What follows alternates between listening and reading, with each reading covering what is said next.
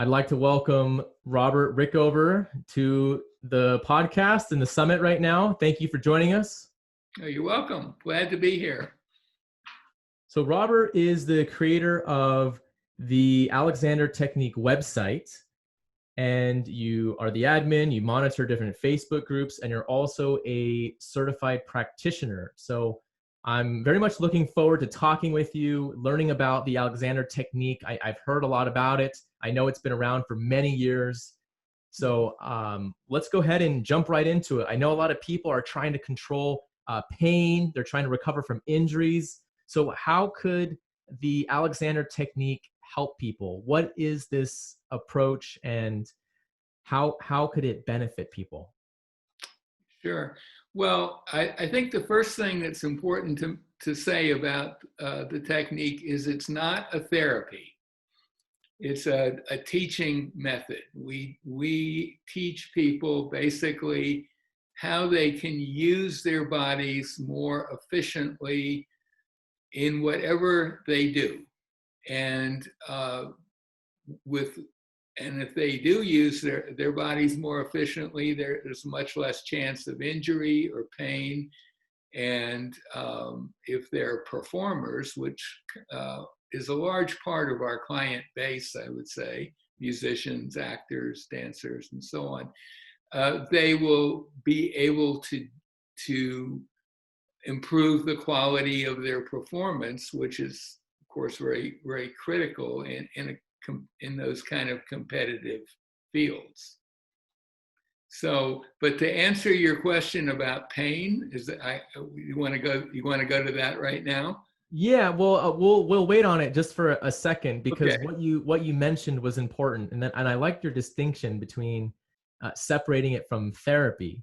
Yeah, Because we're very big on that in the Alexander world. Now, there are some Alexander teachers who have qualifications in other fields, particularly physical therapy is the most common, and some teachers have qualifications in things like psychotherapy and the like, and sometimes they might combine the two or incorporate one with the other. I'm just a straight up Alexander teacher. I don't do anything else. But yeah. Yeah, so the understanding of physical therapy, at least here in the United States, is that it's mainly it's for the diagnosis and treatment of musculoskeletal injuries, and there could also be other issues too, Mm-hmm. neuromuscular injuries Absolutely. like Yeah. stroke and spinal cord, and a wide range. And so it could be used to treat injuries, but it could also be used for some preventative and proactive treatment as well. And Mm-hmm. so the goal of the Alexander Technique, is it different than helping somebody rehab from an injury, or what is the main goal of the technique?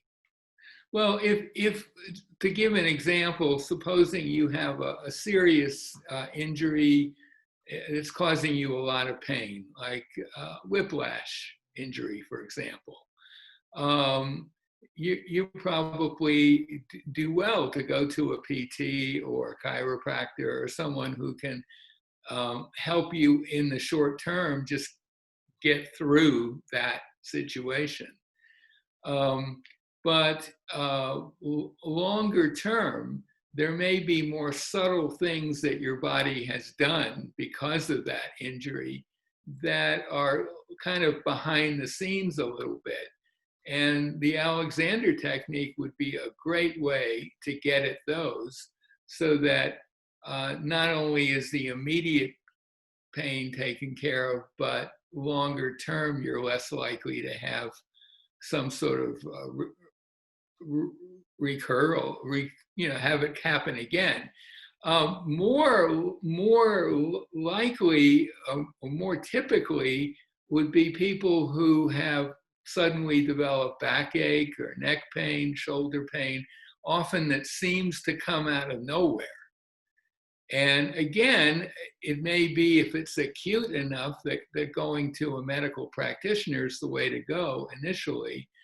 But what this work can help with is help you learn how to use your physical mechanism more efficiently, uh, and make it less likely that you would have a recurrence of that injury. That it could be that that pain is caused by perhaps excess pressure on some part of your spinal cord, for example, spinal column, and that could in turn be due to you simply not using yourself well, putting extra strain where it doesn't really belong.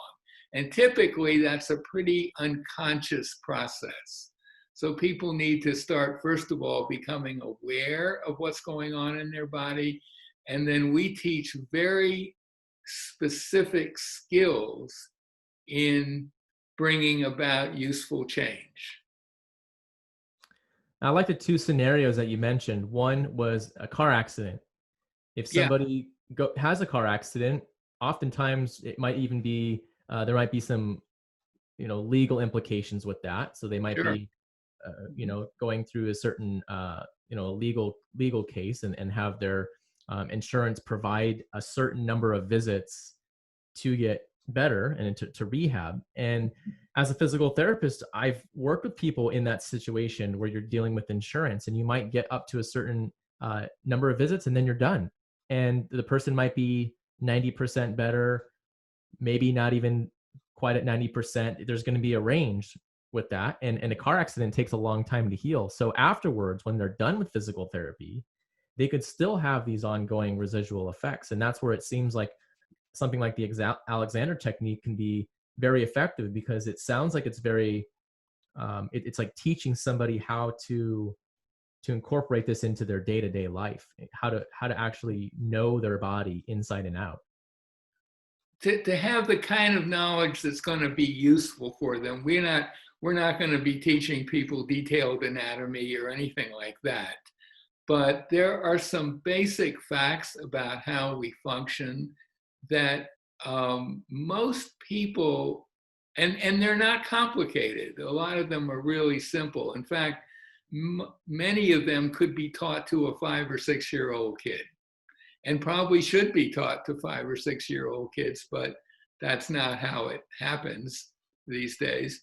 But they're sort of basic pieces of information about our structure and how it works that can be extremely helpful to people. And for the most part, most people just are not aware of them.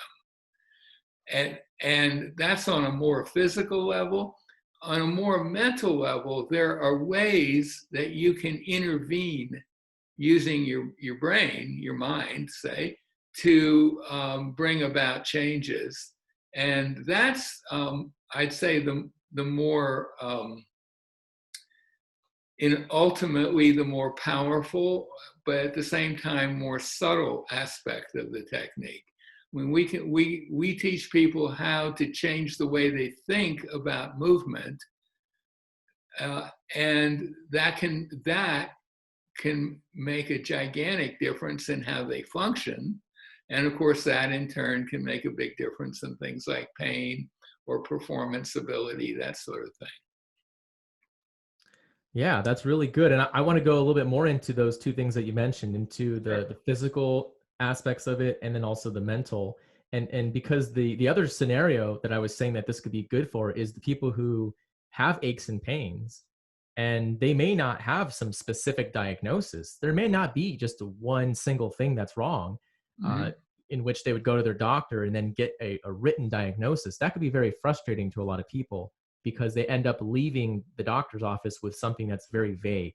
They've gotten imaging like an X-ray or MRI, everything looks normal, but then they don't feel normal.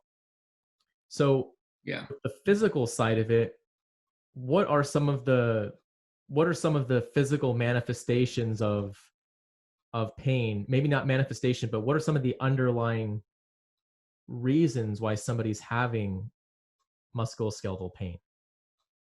Well, before I do that, I just want to clarify one thing. Uh, Alexander, the guy who developed this work, his name was F. Matthias Alexander. He was an Australian, and it was developed about 120 years ago, roughly. it is constantly evolving, so it's hard to pinpoint a specific date. But he came to the conclusion that body and mind were basically just two aspects of the same thing. He even used the fancy term of psychophysical unity to indicate that everything you do contains both physical and has both a physical and a mental component. So, for example, if you're lifting weights or doing something that's very, very physical, what you're doing is mostly physical, but certainly your mind's at work as well. And secondly, that it's impossible to have any thought of any kind without there being some physical correlate. Now, it might be incredibly tiny and hard to measure, but thoughts bring about actions, and actions involve thoughts. And so we're not too big on separating them. Alexander himself said in his books, he would say things like, I'm going to use the word body and the word mind, but I want the reader to understand that I'm really just talking about things that are relatively more physical and relatively more mental. So I took a little sidetrack there, and I kind of lost track of the question that prompted that.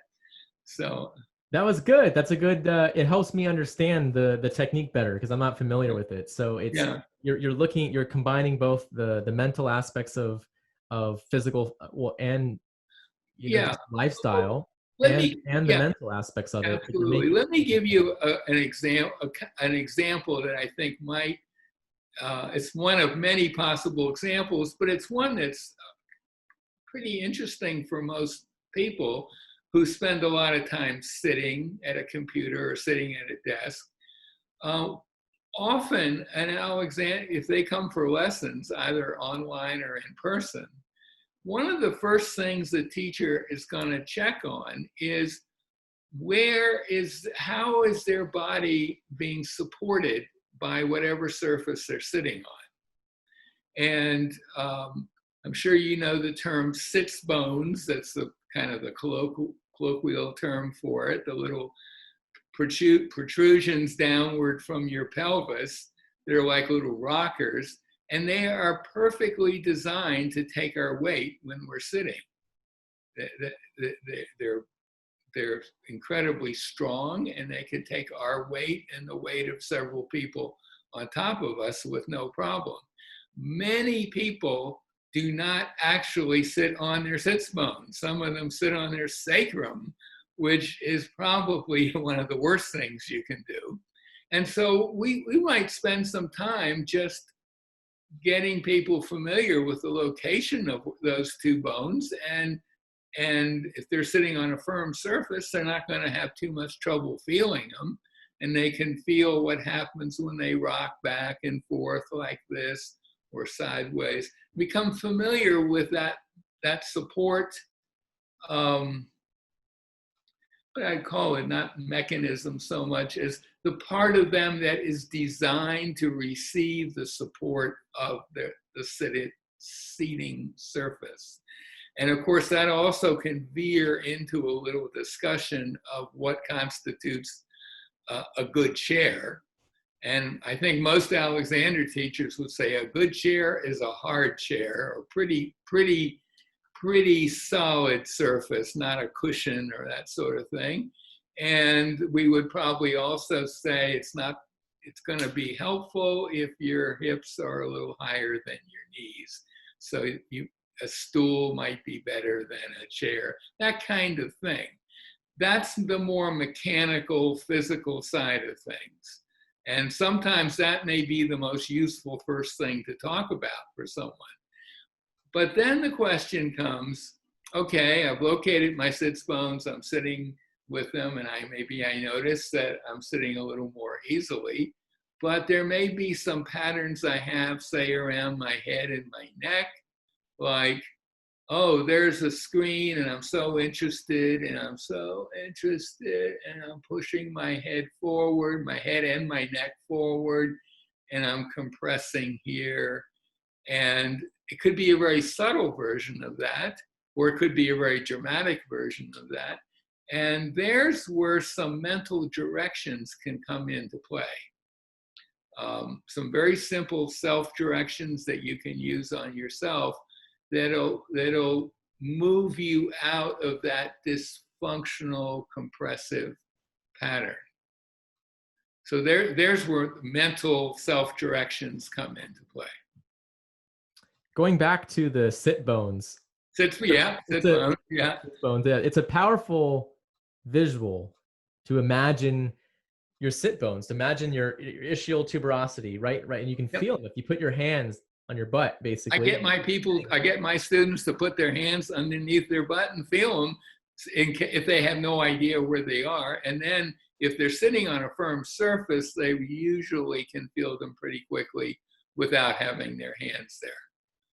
And if you Google ischial tuberosity and you look at the shape of that bone, it's like a U. It's curved. It's a rocker. It's a rocker, just like a rocking chair. Exactly. And you can imagine yourself just rocking right on that bone and shifting your weight back and forth. And if you slouch too much, then you're going to put weight right onto the tailbone, right onto the sacrum and the coccyx. A lot of people are sitting with the weight on their sacrum, and that is, as I'm sure you know, like the sacrum is the last part of you that you want to be weight bearing, whereas the sits bones are literally just sitting there waiting to bear all the weight you got and more. Yeah. And then, like you said, that's the physical part of it, and then you have then you have to bring your awareness to it, because if you're not even thinking about it, then you don't know what you're doing. And then if you're stressed or you're distracted, you might be doing some position with your body just out of that habit. You might be slouching because you just feel comfortable to have that pull and that tension on your back. You might be in a nervous situation. You might cross your arms like this, holding your shoulders in. Maybe I'm talking to you and I have my shoulders like this because I just have some tension instead of being relaxed and keeping them down. And there's no physical reason why I'm doing that. It's coming from a state of stress and anxiety. It's a habit. It's a habit. And habits can be very deep, and they can have lasted for many years of your life. Some of them people pick up when they're very young by imitating the people around them.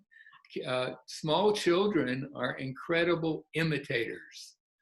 And you can often see in a family, you can see patterns from one or both of the parents that manifest in their children. And actually, Mr. Alexander, the guy, made a very interesting observation about that phenomenon. He said it's not just that kids imitate the people around them. They especially imitate anything that's weird and out of the ordinary. They're attuned to looking for things that are off the scale a little bit, either in a very good direction or in a very bad direction. So let's say Fred Astaire had a child. The child's going to have an amazing person to imitate. And because Fred Astaire, if you see his movies, he exemplifies everything that this work's about. He never had Alexander lessons, but he's someone who just never lost his innate ability to move easily and gracefully.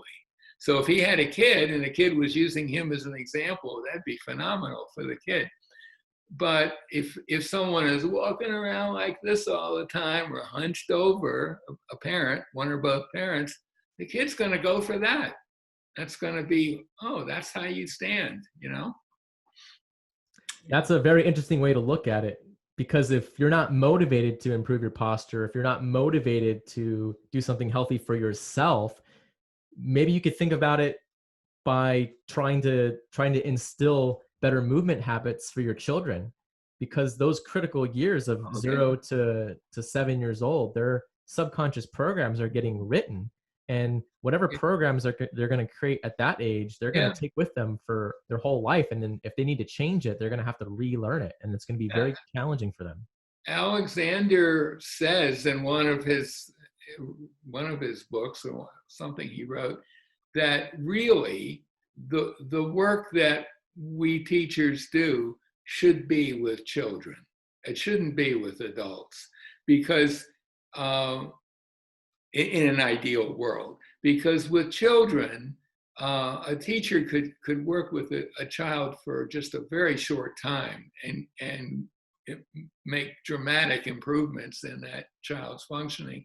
By the time our students come to us, they're in their 40s and 50s, and they have, multiple long, deep-rooted patterns of distortion in themselves, and it's a bigger deal to change that. It's not a huge deal, but it's a inherently less efficient process working with adults. And Alexander, he had a little school he set up in England that was just based on Alexander principles, and he had, the kids would get Alexander-ish type things during the day along with their lessons, and the kids in that school would come out just amazingly graceful and easily upright. But just to say one more word about that, because he really was focused on kids in his mind. I mean, obviously his bread and butter was adults with problems, but he makes a point in one of his books. He's in England at this point, and he says, when the average parent has a kid and they want to find a nanny for their kid, they'll go for the cheapest one, and they won't pay any attention to like how that person is using their body. It's not on their radar, and they don't take into account what could be a harmful influence in terms of just posture and movement patterns. Now today, everyone's super concerned about background checks. You don't want a serial killer in your house looking after your kids, right?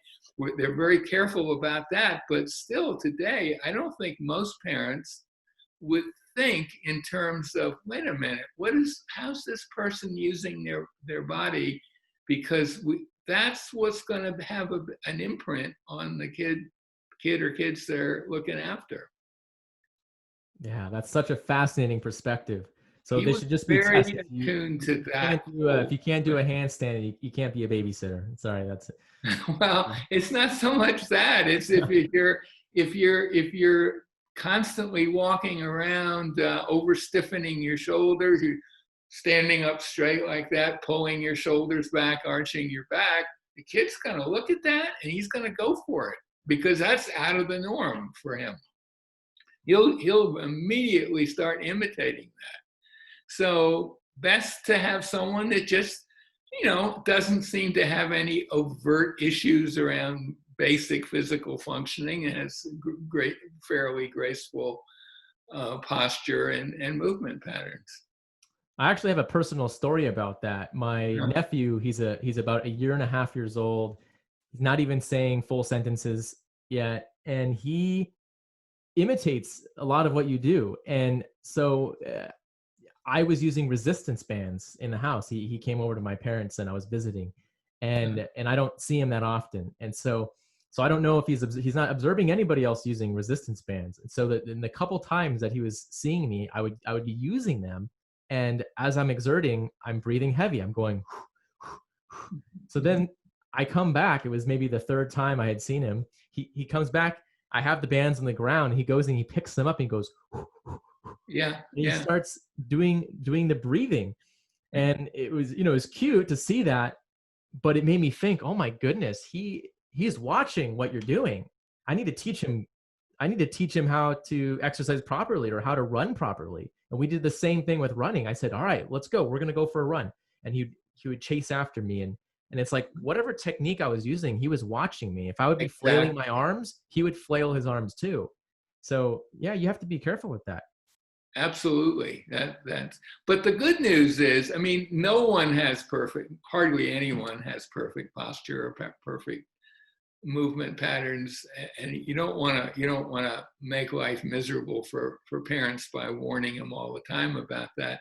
But the good news is, even if a kid has parents that have somewhat less than optimal movement patterns, that can be, they can learn to overcome that. I mean, that is what ultimately why a lot of people come for Alexander lessons, because those patterns have sort of, you could almost say, metastasized in their body minds, and are just there without them having any real idea that that is the case. I mean, a lot of people are quite shocked, for example, to see a side view of themselves for the first time, because mostly we see ourselves in the mirror, but we don't see side views very often. Maybe trying on clothes, that could be a mirror situation where you would.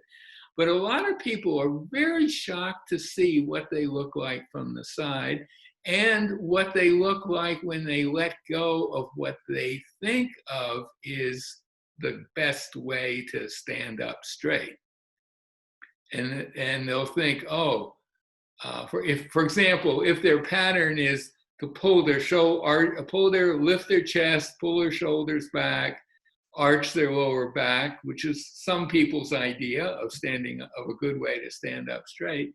And they look in the mirror, and you can point out, well, you've also pushed your pelvis forward and your whole back, and and you could help them change that. And they look, and they might feel like, oh my God, I'm about to fall on my face. If that's my old pattern, was that pulling back. But you show them with mirror or camcorder or something, you show them a sideways view, and they see that this person I'm looking at actually seems to be standing quite nicely up straight. He's not forward at all. So there's that kind of re-education that often is useful to help people, because they'll sometimes won't believe you when you tell them, hey, this is a much easier way to stand. They'll be so worried they're about to fall forward that they're not interested in hearing about it. So yeah. How does somebody get? How does the Alexander technique begin? Is there a specific starting point? Yes, Every there is. person, or is There's it a dependent on the specific. assessment? There's an origin story, and it's a little. It's deep in history now, and Alexander's been dead for 65 years, so we don't have a direct connection with it. But his backstory was he was from a very poor background. He grew up in Tasmania, which was like the worst possible place to be in Australia at that time. It was basically a penal colony. His grandparents were all convicts that had been shipped over from England. But he had a huge interest in Shakespeare and in reciting and acting. And he also was an amateur musician. He played the violin. And he got himself out of Tasmania onto the mainland of Australia. And he had a career as a teacher of acting, and he had roles. He was apparently very good at acting and reciting, but he would lose his voice, and he was forced to stop for periods of time. And he did all the usual things you might do. He went to vocal coaches, he went to doctors, and nothing helped. And eventually he figured out that, well, he didn't have that problem when he was just talking normally to someone. It was when he was on stage that he suddenly had these issues. And he thought, I wonder if I'm doing something different when I'm on stage than when I'm just talking to someone at home. And it took him a while to figure it out. He used mirrors. He set up mirrors so he could get a side view of himself. He'd get a view from the back. He could see what was going on. And he was a very good observer. And it didn't take him too long to figure out that in his attempt to project his voice to the back of these auditoriums where there was no PA system at the time, it's the 1880s, 1890s, he was basically tightening his neck.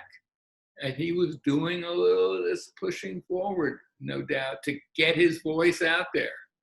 And he discovered that if he learned how to stop doing that, his voice got out there even better with less effort. But it did take him a while to figure out how to let go of that pattern. He identified it fairly quickly, but it took a year or two, maybe 3, for him to figure out exactly how to make that change in a consistent way. And that's the origin story. And then he went on and he started teaching his stuff to other actors and other performers. And one of the doctors that he had gone to for help had been referring patients to him. And the doctor said, you really should go to London, because London, your work's too important just to be stuck here in Australia. London was the center of the world for someone in the British Empire, and he did. And he became well known pretty quickly in theater circles and in all sorts of circles in England, and became semi-famous, I would say. So, and then later on, he started training teachers, and then there's a whole history of the development of the work. But it goes back to his experiments in probably the early 1890s, we're talking, late 1880s. Yeah, after going to the doctor, they might have thought something was medically wrong because he had all that checked out. Doctors couldn't find anything. The best they could do was to tell him to rest for a couple of weeks. Don't do any reciting. Don't do very little talking. And that just didn't work. I mean, it worked for about 10 minutes when he returned to the stage, but in no time, he was back in his old pattern, because the pattern itself had not been changed. You can rest, he could rest for years and then resumed his career, and the problem would have kicked in pretty quickly because the same stimuli were there. A big auditorium, lots of people, want to get my voice out to the back. That didn't change. It's possible, by the way, that if they had little clip-on mics and the like back then, he may never have, the Alexander technique might never have been invented or developed.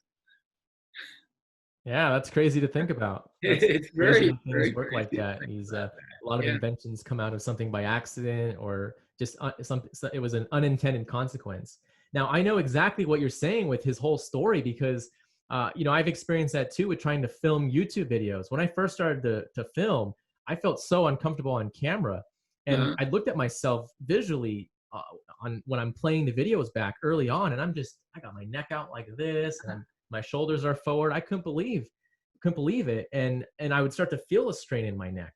So then if somebody's experiencing musculoskeletal pain, like they have neck pain, or they have a pain between their shoulder blades, or even sciatica, some of these conditions, they do have a diagnosis, but they may be related to a pattern, like what you're saying. And absolutely. And everybody thinks, not everybody, but a lot of people do think that you need an exercise, or you need a bunch of exercises to get better. And oftentimes, in many cases, sometimes you don't even need an actual exercise. You actually just need to change your behavior and this pattern that's being repeated throughout the day. Exactly. There are times when strengthening or stretching exercises could be useful for someone, but the exercise won't change the underlying pattern to any great extent. That's the problem. And there's kind of almost like a fundamental division, different way of thinking in the Alexander world. I think for most people, if they have a problem, they feel what they have to do is do something to fix it. And the Alexander approach is, well, let's first see if you're doing something that's causing the problem. And if that's the case, then how can you learn how to stop doing that? That's our approach. Like that pushing forward of your head and neck that you described just now, that was you doing something that was creating an issue. And you could have all kinds of exercises, you could do all kinds of exercises, they wouldn't really change that. What has to change, you become aware, oh, I'm doing that with screens a lot, right? I'm wanting to get closer to the screen. And what exactly am I doing? Oh, I'm pushing my head and neck forward, I'm tightening my neck, probably tightening my upper torso. So a solution from an Alexander point of view is just stop doing that.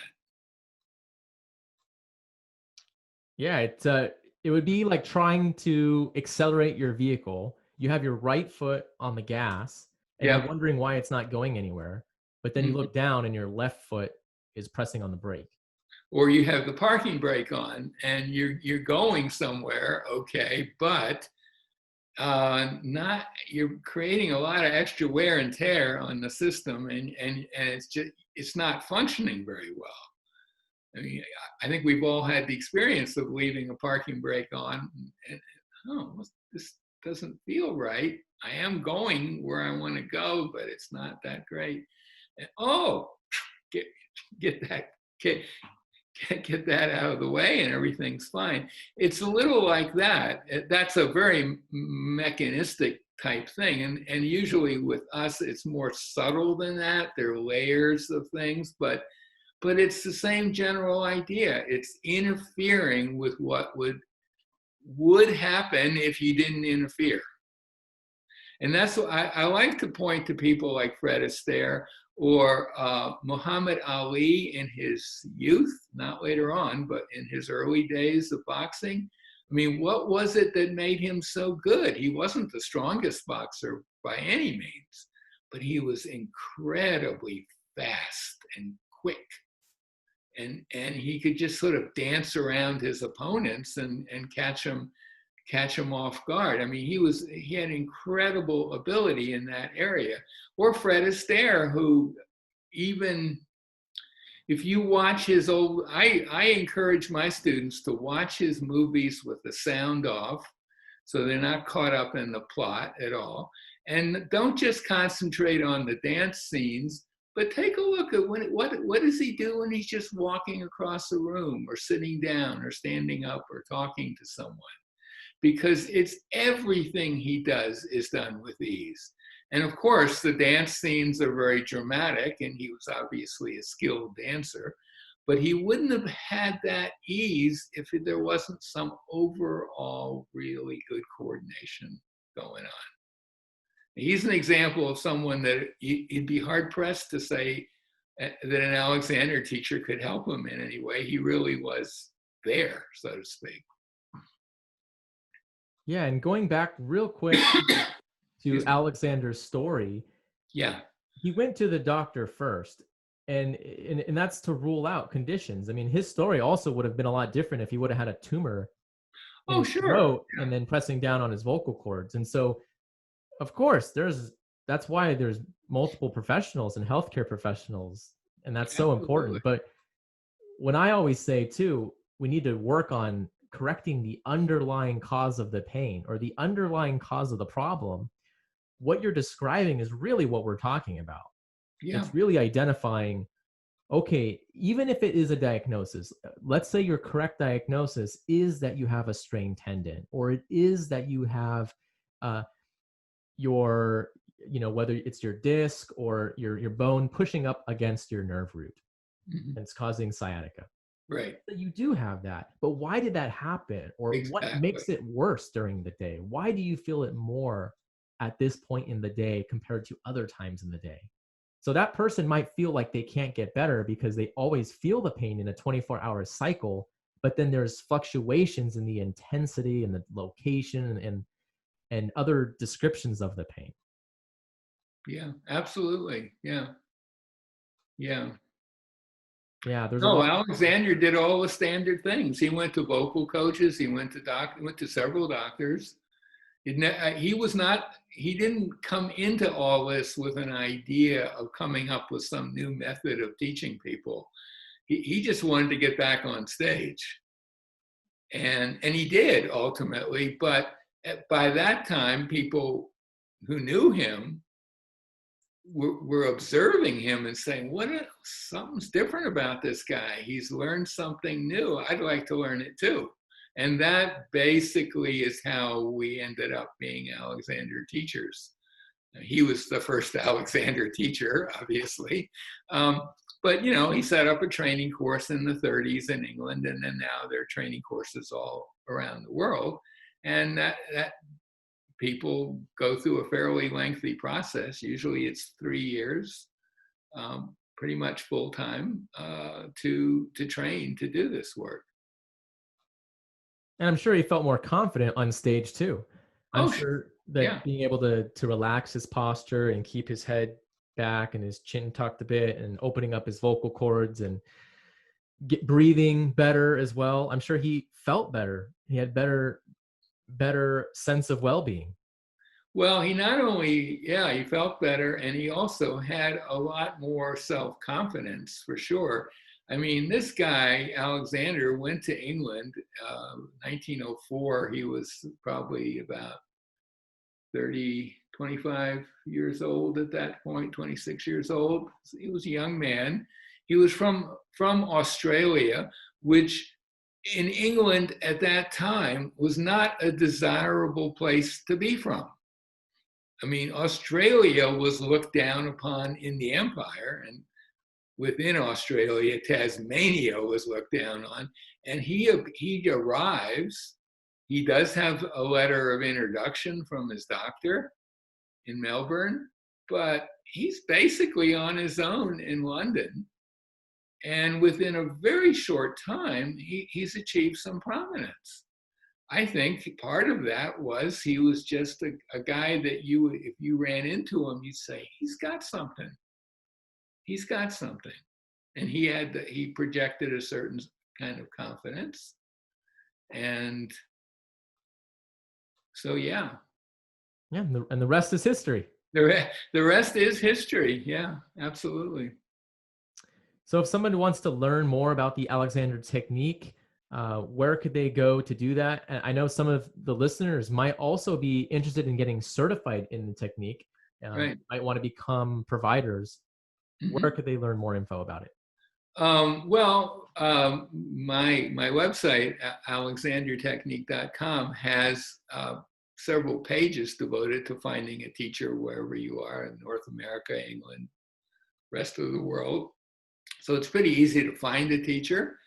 And then if you do start taking lessons, like in my case, I started taking lessons, and I realized fairly quickly that this was so much more useful than what I had been doing that I wanted to train to be a teacher. And back then there was no internet, you had to write letters to people and stuff. But I have a whole website devoted to how to find a teacher training course that's listed on that main site as well. And there are courses all around the world. In the US, there are probably, I'm guessing, around 10 or 12, maybe probably more, and a lot in England and a lot in Europe and in Australia, Israel. A lot of countries have quite a few training courses. So it's not hard to find one. There may not be one in your town. That's the problem if you're living in a smaller city, but there are plenty of training courses. And somebody could find those training courses by going to your website. Yeah, indirectly. I mean, I have a website that's just devoted to teacher training courses, but it's one of the ones listed on that main website as well. Yeah.